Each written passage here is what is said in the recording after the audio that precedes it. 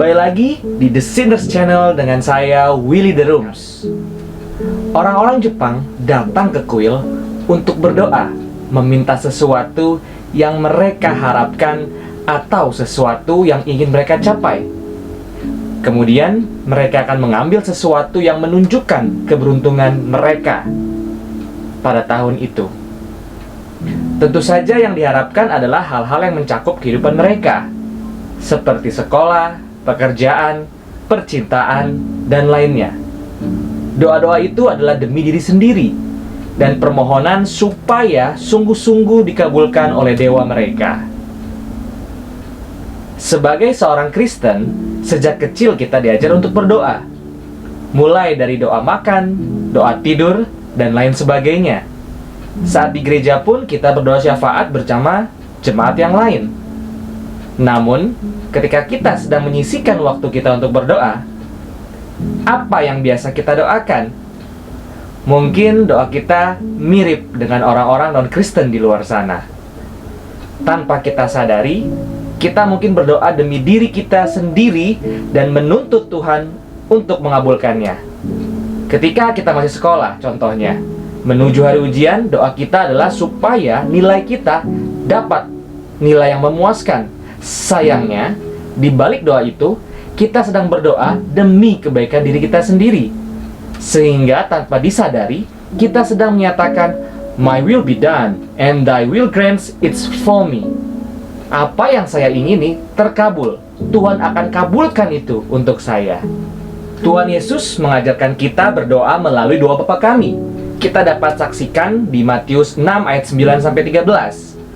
Tuhan Yesus mengajarkan muridnya berdoa kepada Allah Bapa untuk menggambarkan suatu otoritas, kehormatan yang tinggi, sekaligus suatu keintiman antara Bapa dan Anak. Doa yang diserukan adalah doa demi kerajaan Allah dinyatakan di bumi. Kehadiran kerajaan Allah mengacu kepada kehadiran Kristus di dalam hati dan kehidupan orang-orang percaya. Kehadiran Kristus yang berkuasa di dalam gereja, sehingga mereka makin mencerminkan kasih-Nya dan memberitakan kabar baik. Kehendak Allah akan dinyatakan dalam kepenuhannya hanya ketika kerajaan Allah datang dalam bentuk akhirnya, ketika Kristus kembali berkuasa dengan kemuliaan yang besar. Tuhan Yesus mengajarkan kita berdoa bagi diri kita, yaitu dengan memohon agar Allah menyediakan kebutuhan kita, memulihkan persekutuan kita, dan menghindarkan kita dari perbuatan dosa. Kemudian, di bagian akhir, mengembalikan semuanya itu untuk kemuliaan kepada Allah Bapa.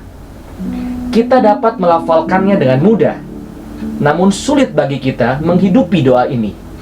Kita begitu egois untuk mendoakan pekerjaan Allah digenapi di bumi.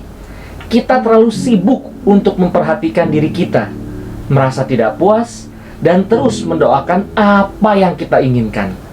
Kita menanti-nantikan terkabulnya doa kita dengan satu ayat yang menjadi tombak kita. Tiada yang mustahil bagi Tuhan, sesuai dengan Yeremia 32:17. Itulah ayat tombak kita biasanya. Mari kita belajar menyingkirkan egoisme diri kita dan belajar untuk mendoakan pekerjaan Allah.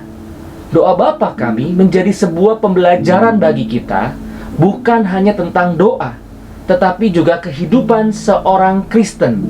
Kita diajarkan untuk mengarahkan atau memfokuskan hidup ini untuk menggenapkan pekerjaan Allah. Hal ini bukan berarti kita tidak boleh berdoa bagi diri. Namun kita harus belajar untuk berdoa bagi diri dengan pola berpikir demi menggenapkan pekerjaan Allah. Sehingga pemenuhan kebutuhan diri adalah agar kita bisa dipakai untuk menggenapkan pekerjaan Allah di bumi. Begitu banyak pekerjaan Allah. Mari belajar untuk mendoakannya satu persatu. Memohon Tuhan untuk menyatakan kehendak-Nya. Tuhan bisa memakai siapa saja untuk menggenapi janjinya. Dan bagian kita adalah mengerjakan apa yang seharusnya kita kerjakan sambil menantikan kegenapan waktu Tuhan. Tuhan Yesus memberkati.